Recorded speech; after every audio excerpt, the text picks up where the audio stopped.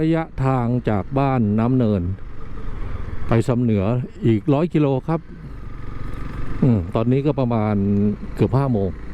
17 นาฬิกา100 กิโลกะว่าจะให้ถึงมาดูกันต่อไปนะครับบ้านน้ำเนินนั่งกินข้าวอยู่ผมไป130,000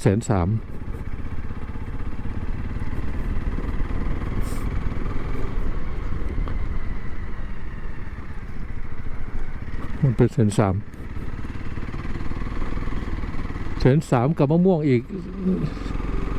4ก็เป็น170,000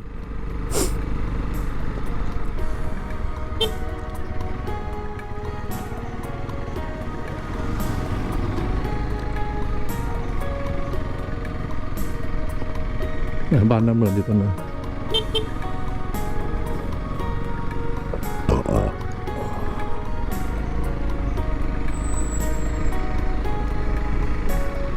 โอ้โหเหี้ยเอ้ย สมาธิหันไปมองขอโทษท่านผู้ฟังนะครับ ตกใจนู่นน้ำเนินที่จะมองเห็นนั่นนะมันอยู่ในล็อกจริงๆนะหันไปก็มาเอาเฮ้ยถนนหายดูครับ น้ำมาจากเนินจริงๆเลยเนินตรงที่เราอยู่ก็เนินฝั่งนู้นด้วยโอ้โหนี่ครับอันซีนไทยไอซีนเมืองลาว เที่ยวแต่ไทยจะบอกว่าไทย น้องชายขับ R11 นะมาด้วยกันR15 มัวแล้วเรา R15 ก็เอาไปสำเหนือเหมือนกันล่วงหน้าไปก่อนแล้ว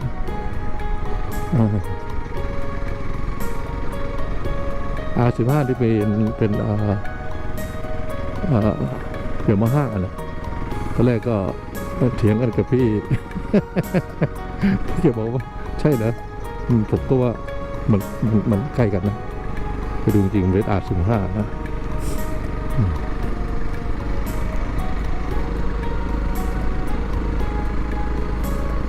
เส้นทางที่อันซีนนะครับ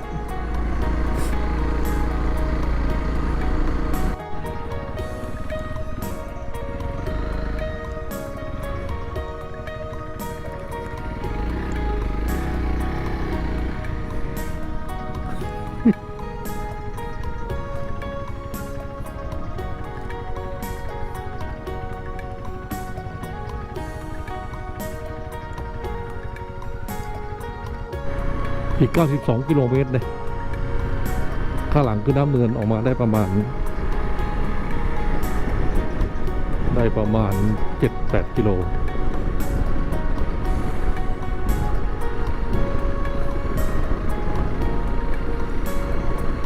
ดูเอาครับพี่น้องสวยไหม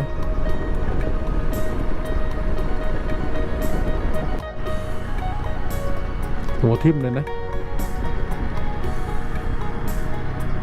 ลงเขาลงมาสำเหนือนี่หัวทิ่มเลย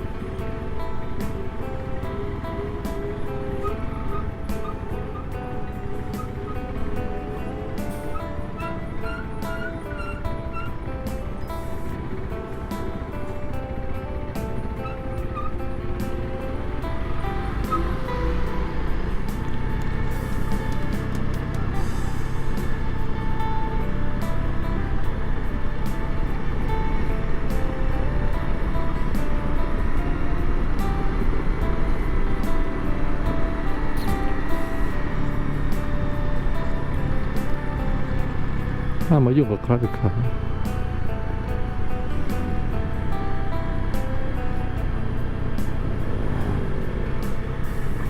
หัวทิ่มเลยครับพี่น้อง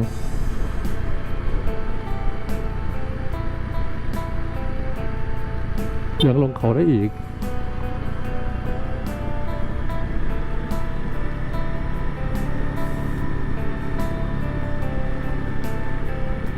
ยังลงได้อีก โอ้ตรงเลยนะมันทำมาเล่นไป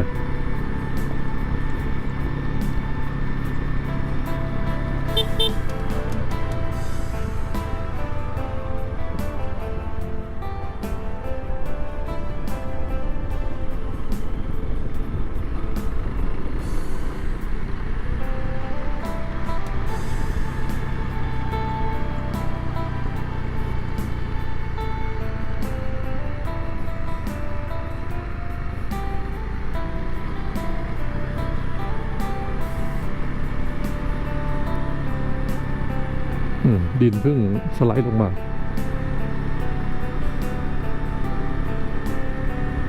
โอ้โห ไม่ธรรมดาเลยครับซ้ำเหนือหมู่บ้านตรงเขาคอดนะนี่หมู่บ้านด้วยตรงเขาคอดเลยมืดขนาด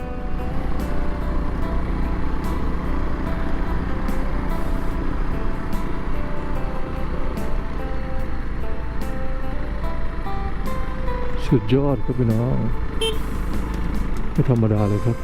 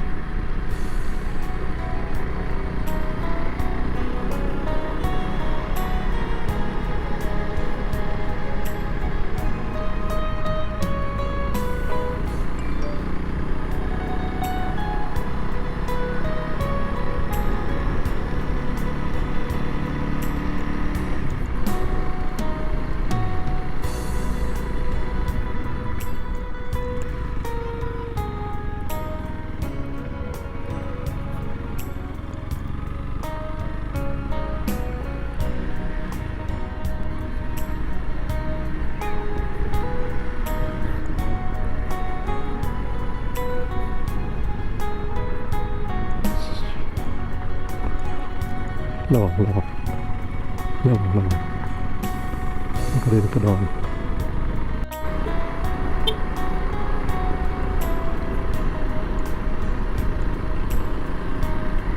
โอ้โห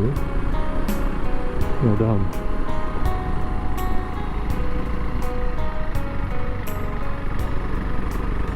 มันต้นอะไรเนี่ยอยากรู้ว่าติ้วป่ะต้นอะไรเนี่ย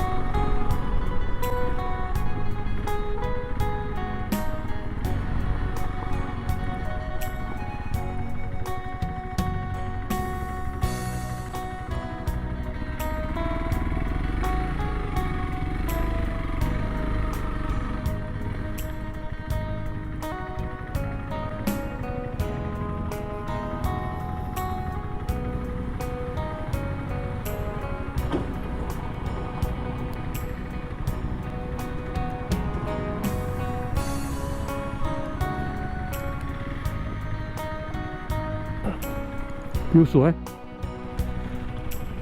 ปวดชีที่สำคัญปวดชีเมื่อกี้นะครับถนนที่ขึ้นมาเมื่อกี้แล้วก็วนมาไม่ได้รถใหญ่วิ่งตลอดนะโอ้โหภูเขาไม่รู้กี่ลูกนะครับทางโน้นทางนี้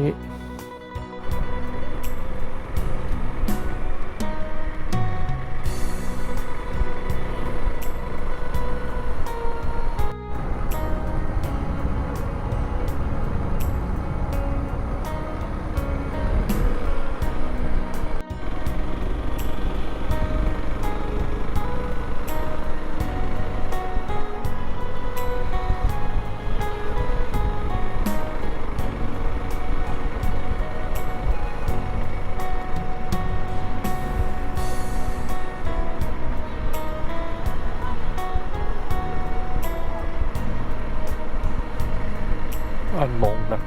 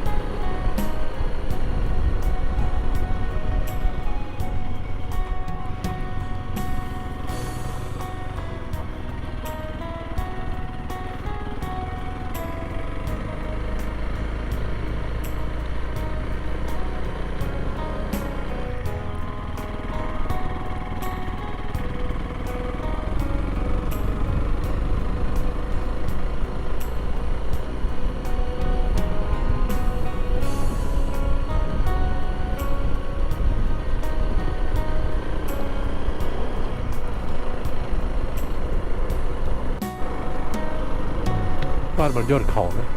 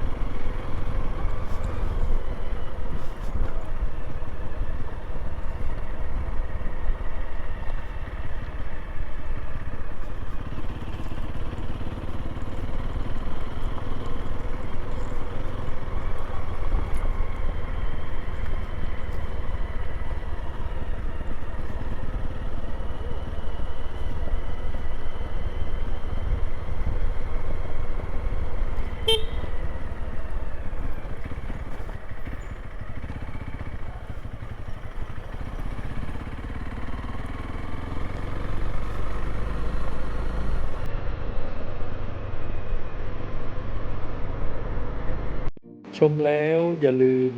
กดไลค์หรือกดยกนิ้วโป้งกดแชร์เพื่อเป็นปันให้เพื่อนๆของท่านนะครับและกด Subscribe หรือติดตาม พร้อมกับกดสั่นกระดิ่งเพื่อแจ้งให้ท่านทราบเมื่อวินดี้มีคลิปใหม่ ขอบคุณมากครับ